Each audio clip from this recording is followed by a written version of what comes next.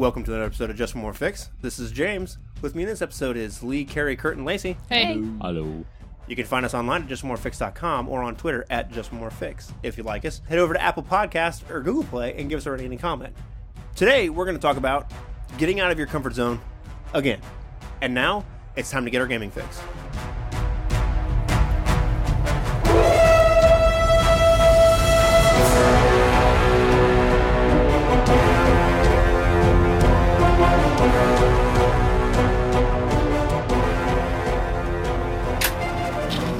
I'm Brady Berserker. I'm Big Sexy Brian Bales. And I'm Metal Matson from Super Geeky Playdate, A podcast member of the Gonna Geek Network. Just like the show you're listening to now. The opinions expressed are those of each individual host. Check out all the other podcasts at GonnaGeekNetwork.com. And get ready because geekiness begins in 3, 2, 1. Welcome to another episode of Just One More Fix. Today we're going to talk about getting out of your comfort zone again. There's a dramatic pause in there for no reason. I don't know why. But it worked for me. I looked straight at you. I was like, what's going to happen next? For those of you that have been with us since the beginning, or those of you who have gone back to the first episode and listened to it. And I think those still count as with us since the beginning. Yeah, it's true story. Fair enough. Just asynchronous is all, yeah. Our first episode that we recorded nearly a year and a half ago, or actually more than a year and a half ago, we talked about getting out of your comfort zone and running games and playing games that are outside of your normal wheelhouse. So in that time, I thought it would be interesting maybe if any of us took our own advice and actually did this. So do you guys just want to go around the table? I've got a couple, so we can just go around doing... Yeah, that sounds good. Cool. Well, I'll tell you what, I got out of my comfort zone in the fact that for nearly 10 years, one of the first things I would do with all my RPG Club kids, I would say, all right, so we're going to learn Classic Traveler straight out of the gate. Why? Because it's what I learned when I was a kid, and it's what you're going to learn now, consarn it. And I stopped in the middle of this campaign the kids were doing, and I stopped and I said, okay, we're going to change systems. They all looked at me, and one of them actually shook his head and pushed because his group is actually using, they were, some of them were using D&D. He's like, and he shook his head back and forth, and you can actually way to breed grognards that are 15. That's impressive. That's actually impressive. You've been doing this for a year and a half, and you're already digging your heels in. And I said, we're going to learn a new system called Fate. And they looked at me weird, and I had the dice because the generous people over at Evil Hat Productions sent us a whole box of swag. And they looked at them and they're like, how do we use it? You should have seen when they picked them up and they looked at them. They have no numbers on them. They have no numbers on these. And of course, I know I trained them well as a grognard myself because they looked askance at me like, all right, you've led us this far. That's the only reason. And so we learned how to use the Fate system, at least to the best of my knowledge. And they deployed, and we have 2 tables currently going, and they seem to be going well. First game was an adjustment, so that was out of my comfort zone. And that's where I am currently at, because to be honest, I haven't had a lot of... Oh, and I have confession time. Now, Carrie knows because she's been here. All right. But I have to confess to everybody, and you may be aware, I have a group from work. Okay. How dare you? I know. I knew there was something going on. I know, and they're all new players. Always staying out late. Mysteriously unavailable on random Sundays. That's what it is. And I thought it was a church thing. Okay, I'm giving you a look right now, and I know it's not going to come across on radio, but it's a combination between disbelieving and there's somewhat of an accusation, but not a lot. Okay, so, and it's been interesting because they're adult players, but before they sat down with me here at the beginning, late last spring, they had literally never sat down at a table before. They're all English teachers. Okay. So that doesn't make any sense at all if you take gaming out of it. They literally never sat down at a table before. At a gaming table properly to use it what it's meant for, right? They don't even know what a chair is, okay?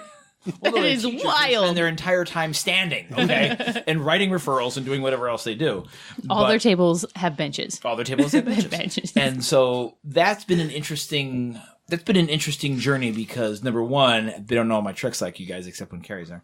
But it's been interesting because I've been trying to keep the table more or less like I have gotten I don't want to say like they're all blank slates, but in essence, they all know the devices of literature. They all know how things are supposed to run. And so they're very good at going, all right, here comes the pacing aspect of it. Yeah, the pacing aspects of it. And they're good at character, but that has been a thing because I have never had a table full of basically inexperienced adult gamers before. Mm-hmm. If I teach anybody, I teach children. You know what I mean? And that's a totally different thing. Right. So that's been, I'll be honest, it's been weird, but it's been interesting. It's been fun. Right on. Yeah. And go. Who's next? Are we talking about since the beginning of the podcast? Yeah. I tried to run a game in which the chronology of events didn't matter. What do you mean?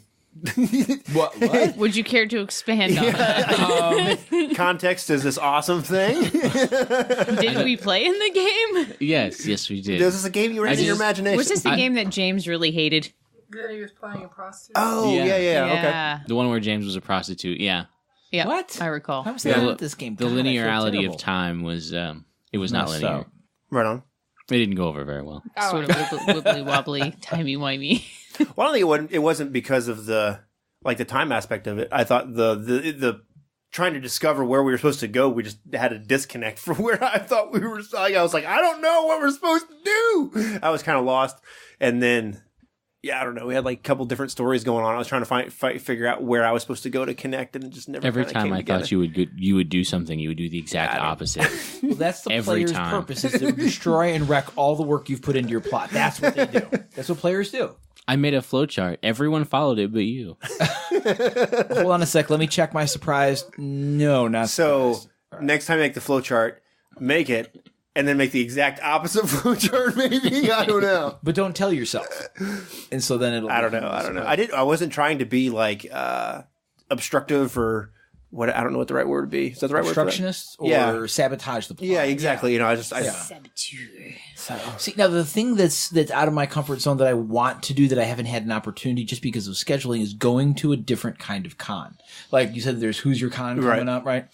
I would like to go to that. It's one of those things where it's just timing and adulting, which seem to keep getting in the way.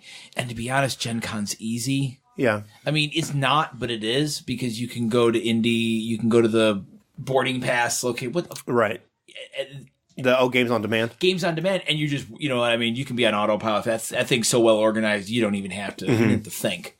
And so I want to go to another convention. I wanted to go to, what's that little one? DrewCon? It was not little one, it was a smaller one. There was one called DrewCon around here that was in Drury Lane. I didn't get to that one. And Fear the Con I wanted to go to, but it just never falls at a time when I can fucking make it.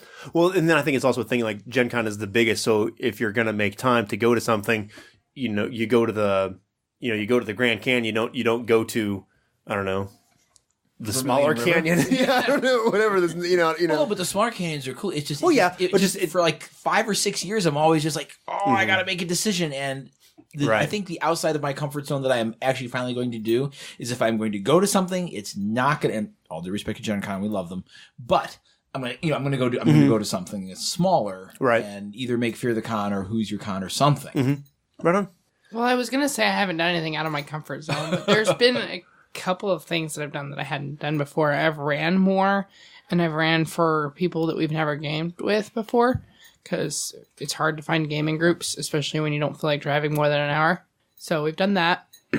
I've done that. But also, and I've ran some horror, and I said that already. What horror I'm did not you run? good at horror. Limitations. I hadn't done it before we started. That's a fair statement.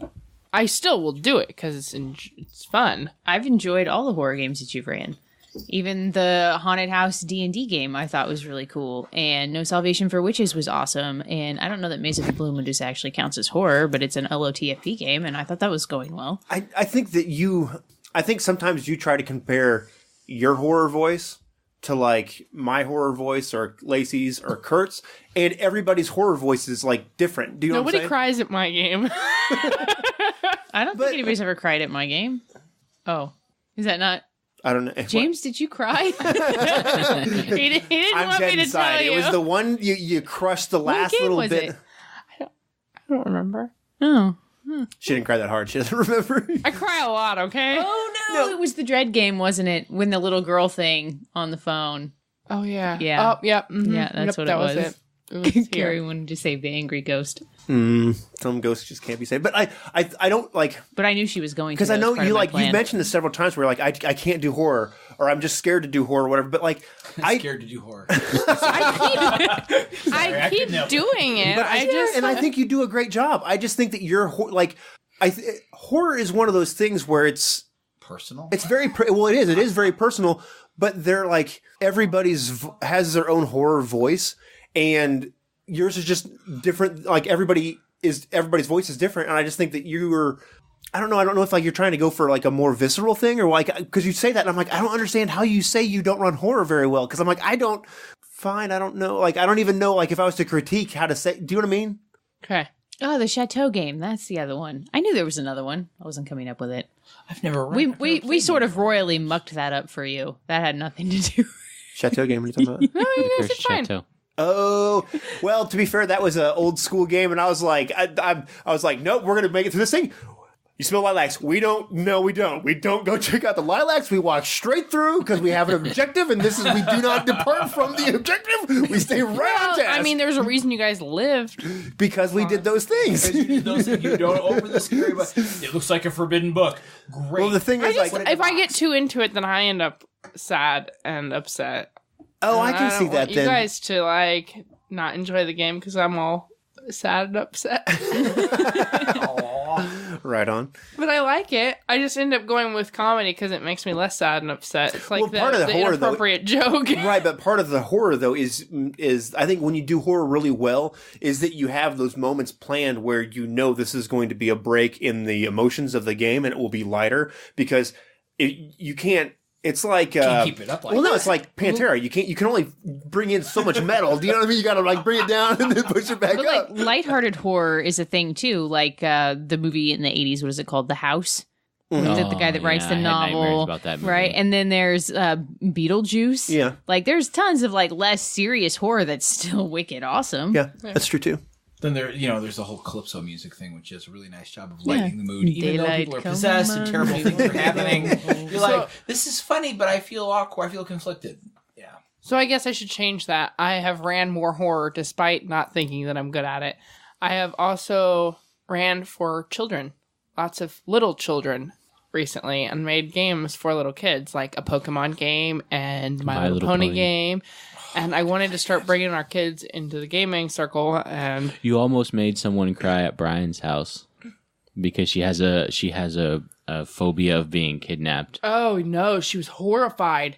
Oh, did you actually accidentally cross a line without knowing it? I triggered a player. like on purpose. No, I had no no idea. I idea. didn't know her. Like, generally, I know my players really well, so I include things like love interests that would actually pique their interest and things like that. But she was a brand new player, had never gamed before, and so I was We'd like, only met her like once. that was my before. first or second time meeting her, and she Had wanted she to been try it. kidnapped or Just like something? in- Or She has It's like a phobia. like a super bad fear of it, and I did it in game, and she started to shake. And I was Just like, talking "Ooh, about it yeah. threw her over the edge. Yeah, that's I no felt good. really Wow. bad about that. I felt really bad about that. That was the first time I ran a different system there because they always wanted to play Dungeons and Dragons, and so I would always run that. So I put them in. Well, that's how I got convinced her to play. No, I don't mean to make light of it. Sorry, it's uncomfortable. Sorry. It's the Monster Hunters game. What is that called? Monster of the Week? No, Yeah, Monster of that's the the Week. one. That's what I was running. It's a Powered by the Apocalypse I game. got a lot of people to play because I said it's like Supernatural. Right. It was a new game that I ran. Really liked it. I've ran a lot of games. I mean, obviously, Since- you were evocative to the point where it was disturbing Mm-hmm. for someone. I mean, that's not good, but at the same time, it's like actually making a I've horror made- oomovie that scares people. You I've know made it's my a brother two-dimensional image on the screen. Nothing Right. is going to happen. Everyone knows it's made up, okay? I made my brother cry. I forgot about that. Yeah, so 'Cause I that's killed it's his not family. good, but that's good. Yeah. And I had. Well, it's interesting spent, because like, the things that affect sessions- you, when I started gaming, 12, Like in 13, Dark 14, Ages, 15, yeah, yeah. exactly, whatever. The things that affected me emotionally, like the storyline and stuff then, are drastically different than the ones that affect me now. And I think that's just a thing of Brian getting older and having a family and all that jazz. What am I, like 50? yeah, well, you got out of your All that comfort jazz. zone. I mean, you definitely you did something you hadn't done before. Right on. You mentioned the Turns kids over. game thing, and I didn't even think about that, but like that is something that we've done. Is that I ran a Doctor Who Dread style game with our kids. It was a lot of fun and had a great time with that. And that was way outside of what I normally do because it was Doctor Who with some like a little dabble of horror because it had Weeping Angels in it, you know? Yeah. And I thought it was kind of hard to get the horror across to kids without like Scaring them. traumatizing them. Yeah, you know, like we still have to go to bed tonight, you know? Therapist bills are expensive. How could I forget when we ran the 2GM thing? I had heard about that years ago. I that was swore super on a fun. stack of Bibles I would never do that. That can't work, right? Right. That was I'm not going to work. I It would like can't to work. say that I convinced Kurt to do that. Actually, I think you did. I did. I I told him he was the perfect person to run Cthulhu alongside James, and that their story versus voices were just right. Puffery, And yeah, but I flattered his ego, and I even decided who should run which side of the that game. works for men. I'm throwing it out there right now. I fess up to that, but it was a good idea. It was definitely Yeah, difficult. it was amazing. but it was. There were strong emotions at the end. I really, really wanted to win. Yeah.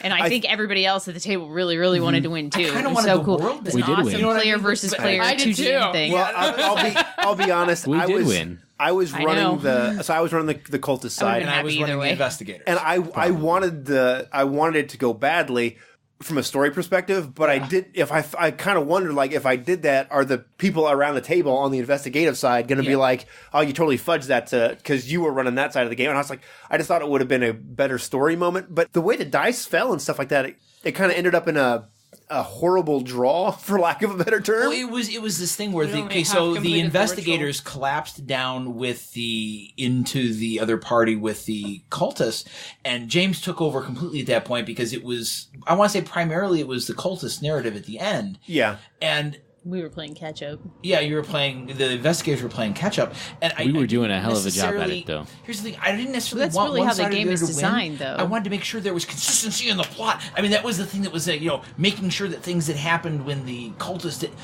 Let me tell you what, from a storytelling point of view, it was actually stressful. Oh yeah. Okay, because I didn't want there to be inconsistencies in the narrative. I hate that. What happened was when it finally collapsed, I was actually really glad that you ran that last piece because I'll be honest, I wasn't sure how I would have dealt with that. right. I've never had player versus player to me is what happens when it breaks down. Well, maybe I think I don't have a problem with it. You guys should run that game at a con. because of because of LARP. Like in LARP, all you do is player versus player 90% of it, and when you've got 25 people being player versus player, you just kind of learn to. It's a different muscle to exercise, and you kind of Yeah. juggle the balls differently or Well, that's whatever. just the thing. I've never been a comfortable LARPist. I've tried several LARP. Well, I'm just talking in terms of like no, the what I'm saying, management so of that's it. a though. different. What I'm trying to say is that's okay. a different skill set, Right. altogether, to be able to run that, Well, run it well. I'll be honest, and you too. did a dang good job with that. The thing that was funny is I realized when we Yeah, finished, I couldn't have done it. when we LARPs finally ended and we had been gaming, and I was like, my games that I was running at the table I kept like having the same rhythm that I was falling into, and I realized I was prepping my tabletop games the way I built my LARPs, and the problem is they're both fun, but they're two separate styles of game. They're just two beasts. So the way you prep a tabletop game is not the way you prep a LARP. So like it took me a minute to get out of that gear and to be able to prepare things like in a tabletop fashion. And on a side note that you mentioned, and it's just to plug another awesome game, you mentioned the My Little Pony game. There is a game that is put out that's called Empoleon, I think is what it's. I don't know how it's I'm sorry, pronounced. say that again. Empoleon. It's like I thought it was EMPY. just EPY, like Epilion. Opilion, that's it. And it is a game where you play young dragons. Huh. Everybody is dragons. It's powered by the apocalypse, but it is very much in the My Little Pony vein. Yeah, but it's got the whole magic of friendship thing. Yeah. You get more points to spend on stuff when you give away jewels to your friends. you have for friendship them to beads that you use. give away. Awesome. But the thing Have is, you played is My it? Little Pony game? No, I was very It's disappointed. I super wasn't a fit. Okay, so yes, here's the thing. Again, another confession that when my daughter was very young, we were watching My Little Pony Friendship's Magic. It was actually kind of a cool series. Right. It is. I've got a It's Rainbow way Unicorn better than wig the that I 80s have worn movies. to work on occasion just for giggles. Right. Like I might do that on Tuesday just because the mood has been rather somber recently, and then I put on my good interview suit, my good principal suit, and I will put on the rainbow unicorn wig and sit there with absolutely a straight face. Like it is so hard to do. It's a Epilion by Okay. Magpie Games, like the long epic poem or whatever. What's interesting about it though is Same spelling. it's basically it's very similar to My Little Pony, but what you do is for young boys, you take out all the baggage that we're playing My Little Pony. Do you know what I'm saying? You know, so it has the exact. It's like not exact same feel, but it has a very similar feel to My Little Pony and the way all that stuff works What and you was work that together. other PBS kids show with the dragons? I have no idea. Like the two kids that went into the world of imagination. They were all little The dragons. big tall dragon, little guy. Dragon Tales. Yep. So the other thing that I haven't done it yet, but I'm in the process of doing is running a Colonial Gothic game. And Why is that outside of your comfort zone? I know nothing about. I know when the Declaration of Independence was signed. And I know who George Washington is, but Just completed a Was 300 he page passed book. away? Okay, I'm sorry to tell you. what? He passed away. Oh no, George Washington. so, Sorry, man. It's like when I run historical games, it's either Dark Ages, World War II, or modern, and that's basically those are the historical periods that I run in because I know them pretty well, and. So you could say my mean, you run ignorance like is the liberating then 80s because and I'm not 90s. familiar with any of them. So Right, no matter right. when I have to run, I had to do some research. What'd you say? Nothing. You'll hear it when you edit it down. So- Yeah, you'll hear it. But like, also, I'm not a very big Kids game these prep days. person. I just never have been. I do very minor prep and then just sort of ad lib go, and yeah. and go. And I'm actually doing quite a bit of preparation for this game, which You is read a book. I did. Yeah. with a highlighter It should even. be astounding really, to anybody that's not familiar. I listen to lots of podcasts and stuff, but I just Your don't high read school anymore. history teachers, somewhere is going, I feel like something good has happened. So that's pretty cool. My And history sense is tingling. it's like it's in a genre that I'm I I do can't quite wait a bit. to do But it. I can't wait to do it. the other thing that I did is outside of my comfort zone is that I started a big system game again with the Genesis because I said I'm not going to get another big system. I'm just not going to do it. And Totally worth it. yeah, I saw the artwork and was like, oh my god, I can't not have this. I like it a lot. And it is really cool. And yeah, I just had basically sworn off of big system games again. Big system. Well, I'm tired of reading 480,000 pages Yeah. of a player's guide, and then reading 480,000 more pages of a game master's guide.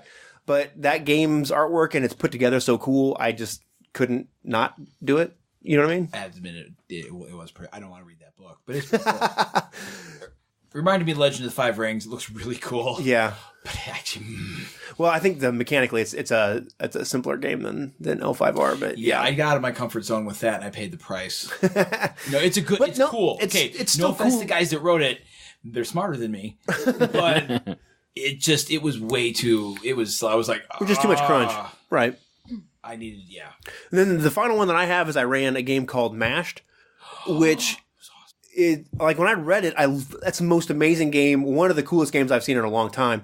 But it's the central conflict of the game is patching up soldiers and putting them back together instead of First killing of people typical and RPGs. blowing shit up, right? And I don't know, it was really weird to get your mind wrap my head around in terms of running a game and setting the tone to run a game where you don't like the conflict of the game and the combat essentially of the game is fixing people. So we in used surgery. to watch MASH all the time at the house when I was a kid. Big fan. Mm-hmm. You know what? Yes. It was good. Well, It wasn't just good, it was good. I'm Yeah.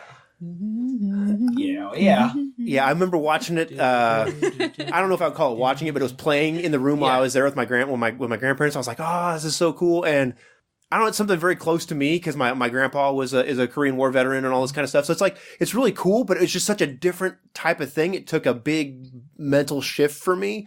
And then all of a sudden it was like, oh, wait, this is just the conflict of the game. It's just instead of swinging swords, we're swinging scalpels. I don't know if that's the correct analogy We're or trying not. to save limbs, and the shot clocks are advancing on the tour. I'm like, oh my god! I had to pull out more technobabble in like 8 minutes than I had in like 3 or 4 years of gaming previously. So my hope is to run the MASH scenario that part of a mixture of what I ran for us here at our table, and then with some of the bit that we inspired that got turned into a play scenario from the Brabblemark Press guys that they released. Yeah, because they gave me a writing credit at the bottom of it. It says inspired by James Uhas from the Just More Fix podcast at the bottom of their thing, which I thought was really cool. So, yeah. So, but it's just because like I was super inspired by that game, and We're really cool. influencers now. True story. So, Lacey, you been Ran quiet in the Morpheus. corner? Well, that was like one time. Actually, twice. It counts. So I don't know. So this is stuff that makes me uncomfortable. Doesn't sound like a big deal to other people. I went shopping for my own RPG books at Gen Con last year. What, like by yourself and everything? Well, not necessarily like by myself, but generally James just spends all our money on whatever he wants to get, and I just kind of run what's at our house. And so I bought my own hold RPG on. books. Turn the fan on to get the smoke out of the room because I can't really see what's going on. You know? Oh, as though to say you don't enjoy the games that we buy. I didn't say that. Okay. I can find something to run. Like you bought Dread, and I Mm-hmm. ran that. Actually, And what Fate happens is the and all ones of those I know stuff, Lacey but- doesn't generally like decide to buy them on her, so she picks something up and looks at it for. There's like I don't know what the amount of time is, but there is an amount of time that I can see. We should get that game. That's generally how that works.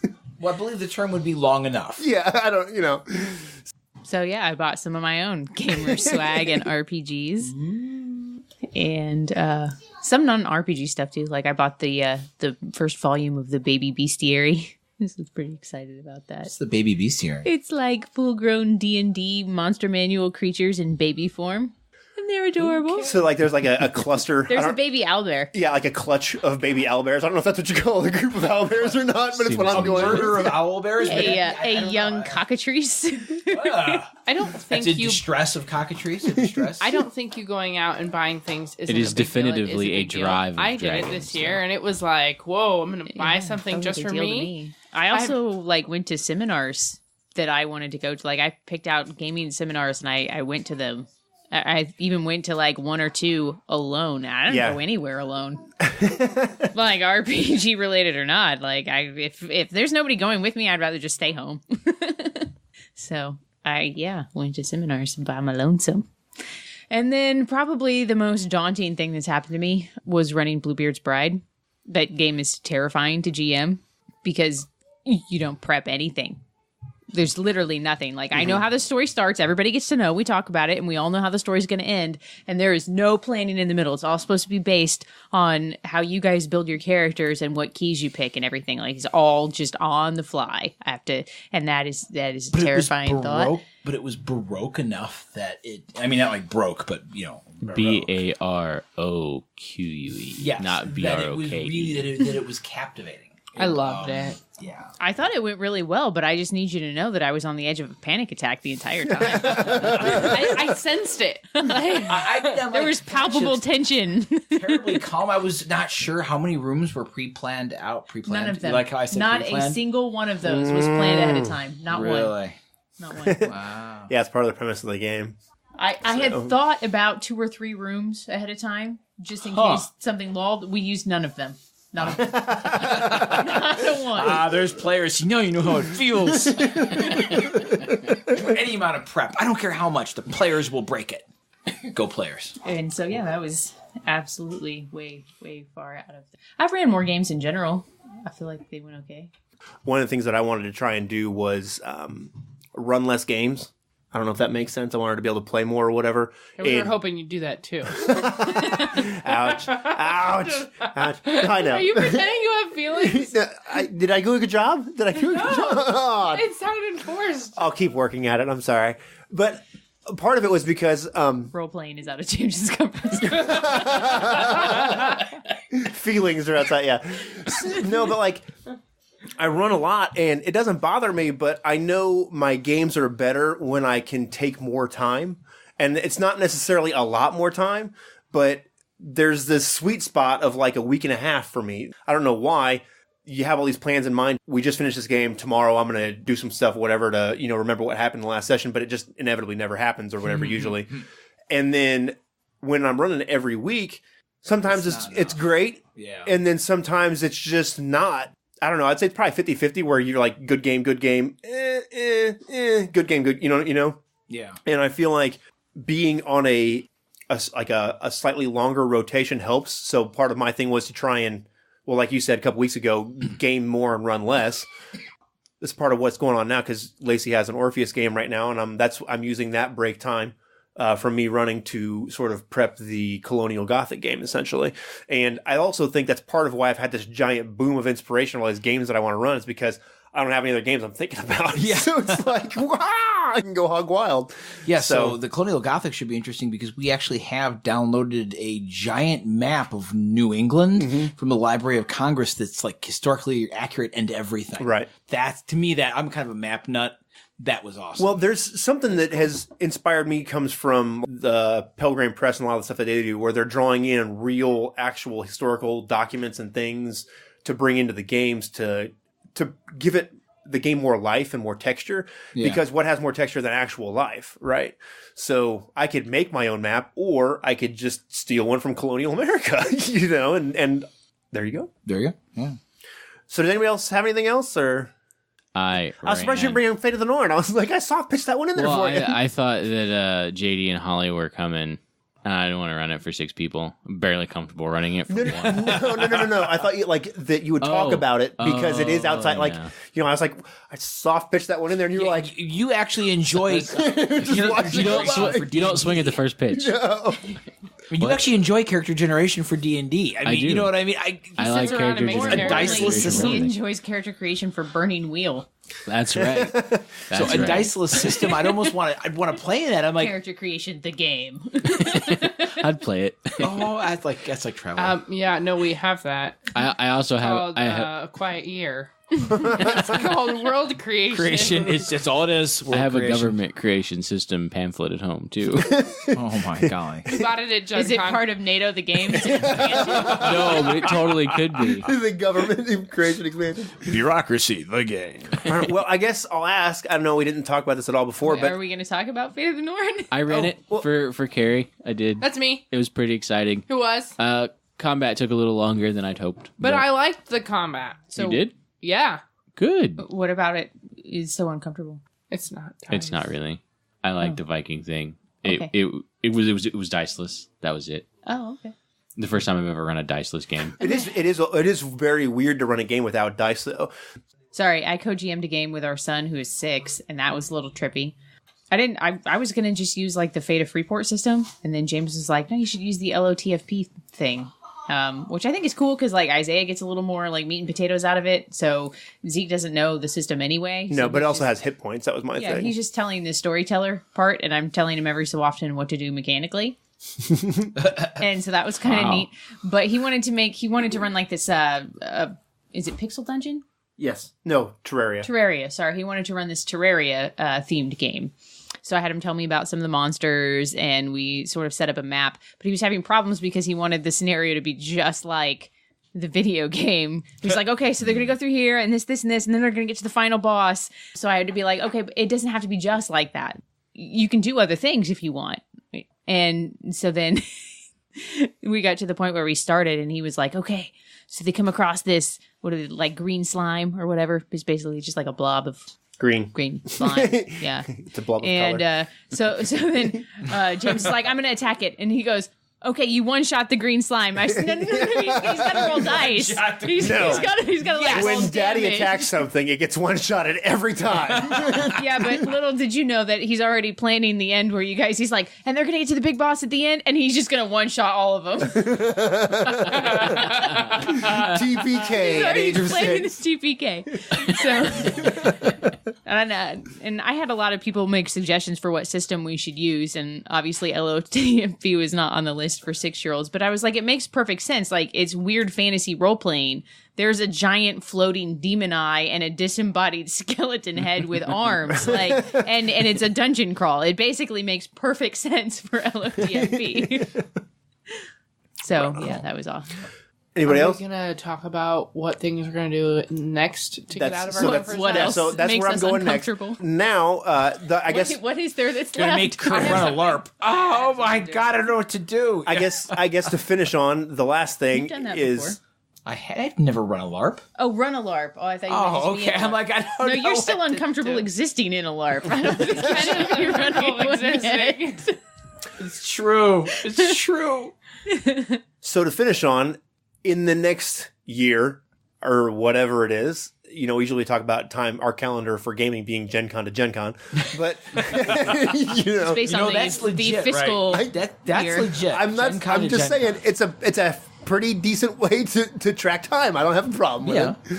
peak RPG expenditure timeline. Going- Instead of a fiscal year, we have a gaming year. Yeah, exactly. Yeah, it's a gaming year. So I just going around the table here. Is there anything in the next year that you would like to do that is outside of your comfort zone? And then maybe in a year from now we can come back and be like, oh nope, didn't do that. I suck. Oh, you're gonna ask me to commit to something? Oh, But I just started running Fate of the North. I still think that should qualify for both years.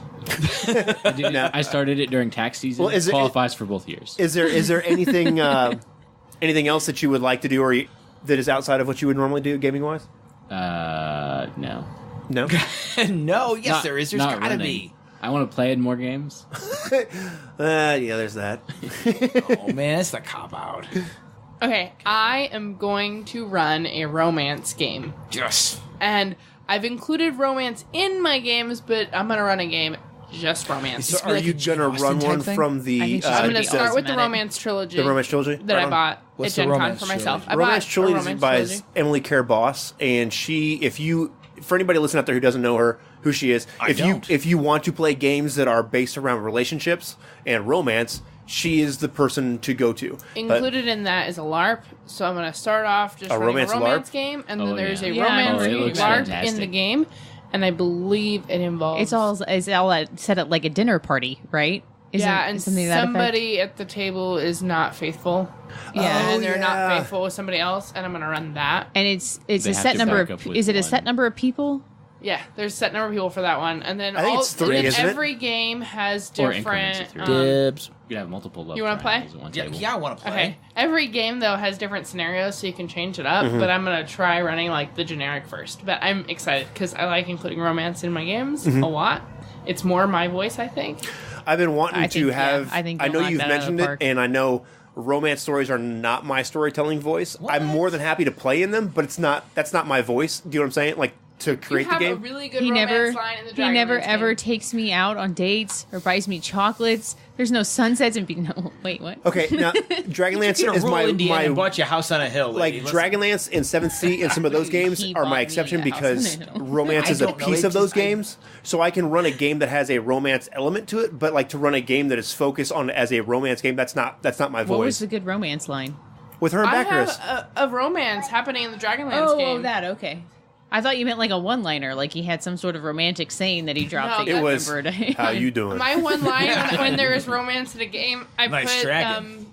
Fable. Have any of you played Fable? No. No. All right, whenever there's a whenever there's a romance in the video game, the scene goes back. There's some cute noises, and then it's Right. morning, and that is how I run romantic scenes in my games. But And it's more. So we've been wanting. I've had Giggity, on the giggity. list of topics for shows is about running romance games, but I've been waiting because I was like at Gen Con last year. I was like, Carrie, this is the book I've been talking about. You need to get it, which is that romance trio game. And I thought at some I I had didn't, it. you know, I read it. I need to run it. Are they like Right. romance hit points where once you get down to 0 hit points, you're in love or something? Can the It thing that's depends outside of on my which comfort zone be scenario. playing Okay, I'm gonna read in these Carrie's books. romance trilogy? Well, that's why I don't know who to like run it for, because I'm like Lee, See, that is not so- like Lee likes gaming, but he doesn't really want. I'll totally play. I'm in it, totally but interested in it playing makes me almost any uncomfortable. role playing game. I'm like, Yeah. I have such a weird addict to just be like, even if it's terrible, that was an amazing story. It was a terrible game. You Also, know? like half this table's related, and I wasn't sure if you guys would be okay in playing romance with each other. I'm not Well- related to anybody. Chris, like I am. I like this game. There's only 2 of us. That's less than half. I'm just saying. Well, genetically, she didn't- you mean, she which didn't is what really specify counts, blood right? of marriage. And there'd have Yeah. to be 6 people there, anyways. It's gonna be a third. It'll only be a third. Right, so anything else besides romance games? I'm aiming small. I have a lot going on. I thought I'd ask Kurt. I want to try and successfully participate in a LARP. It as has been brought up, I've not done very well. And it's, I didn't say you didn't do very well. I said it makes you notably uncomfortable. Yeah, because I thought you did a phenomenal job with your character, but I could tell you were uncomfortable the entire time. really. Yes. I thought that was just an aspect of your character. Maybe I should just make uncomfortable characters. Boom. Man, did you see how he nailed that? God, I Like, believed it I every think- minute. I think Point. where- Done. I think you're in previous LARPs that we've ran where you've been there.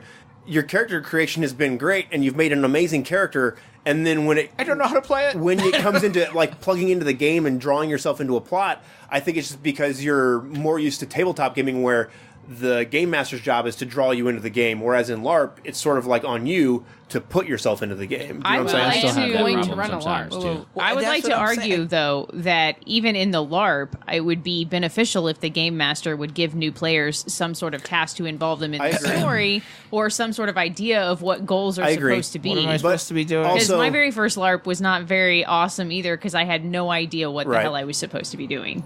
So a few That's initial fair. like, hey, this is a brand new character. have problems Maybe with you should LARP. consider like this. Yeah, but you're a good for social you. creature. You enjoy talking to people. And also, you push the button. I do. I like to push the red Oh, button. she does push the button. She is a button pusher for So- sure. LARP, I want to do one successfully. Like run one No, I'm not even. or play one. Okay, I okay, need okay. to play one first. Right, Okay, man. right. There would be nothing more terrifying than me just showing up. There's a room full of people who say, "Oh, there's a LARP tonight." It's like my gamer nightmare. It's a LARP. You're supposed to be running. I'm like, I don't even know the system. I seem to have forgotten my pants as well in this dream. No, it's not test taking. It's showing up and having me run a LARP and not even knowing this. That's Right. a nightmare. Fair enough. Lacey? Hi. Dramatic pause. I don't have a lot of room for goals and dreams in the next year. My empathy. So not this Gen Con, but because I have too much going on, but like the next Gen Con or some other con, I would like to run a game at a con. And I'm still somewhat uncomfortable GMing for the people in our group. Like it still makes me a little nervous. So I feel like my hands are getting notably clammy just considering running a game at a con. But I do still, I think it would be cool. I think I could tell a good story, maybe. Yeah, no, Perhaps. no doubt.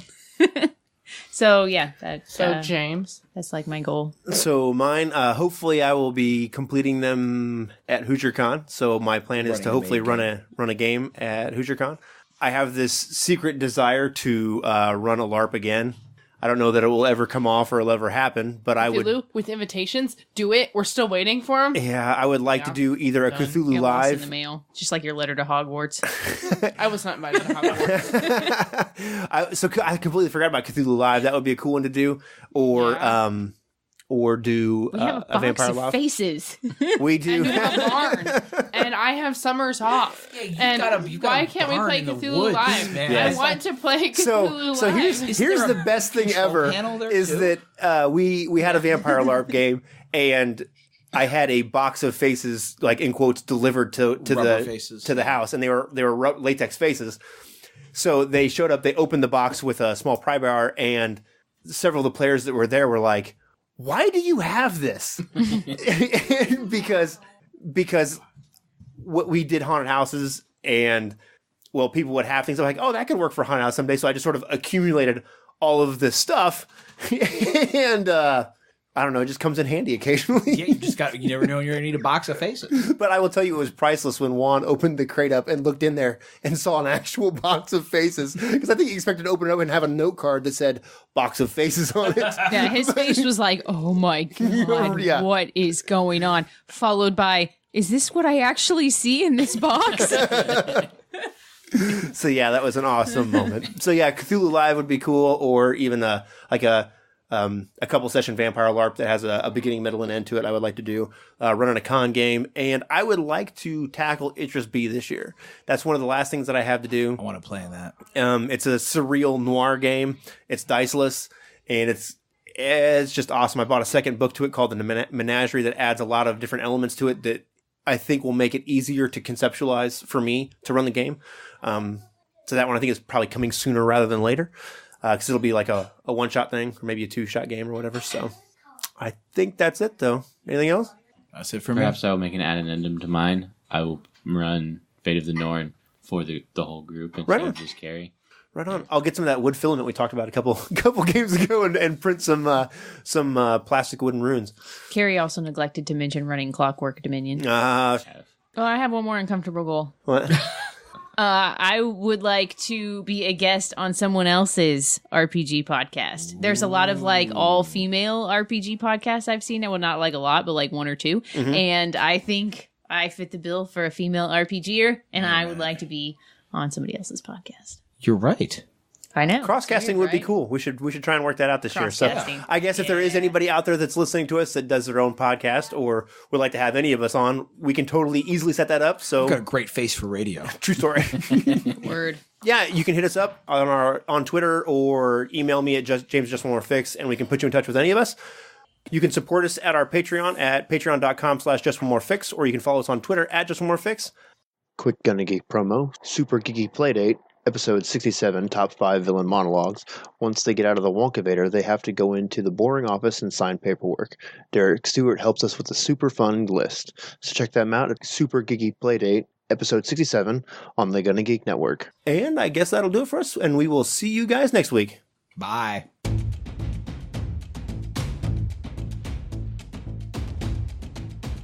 Thanks for listening. This has been an episode of Just One More Fix. Music has been provided by Kevin MacLeod. You can find him at Incompetech.com. You can support us at Patreon.com/JustOneMoreFix or follow us on Twitter at JustOneMoreFix.